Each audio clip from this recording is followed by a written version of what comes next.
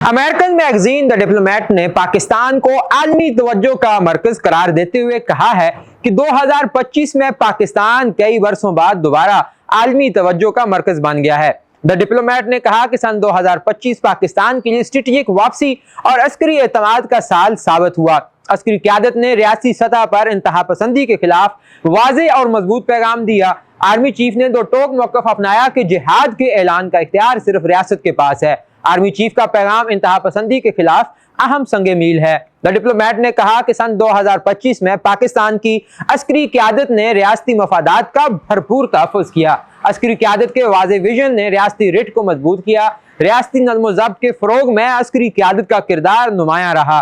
भारत के साथ मई 2025 की फौजी झड़पों ने आलमी तवज्जो हासिल की। द डिप्लोमेट के मुताबिक भारत के खिलाफ पाकिस्तानी अफवाज की कारकर्दगी ने अस्करी तवाज़ुन वाज़े कर दिया। पाकिस्तान की फौजी कारकर्दगी ने दाखिली चैलेंजेस के बावजूद पाकिस्तान की स्ट्रेटेजिक साख और डिटेरेंस को तक़वियत और ताकत बख्शी। पाकिस्तान की फौज ने महदूद वसाइल के बावजूद मुअस्सर रद्द-ए-अमल दिया।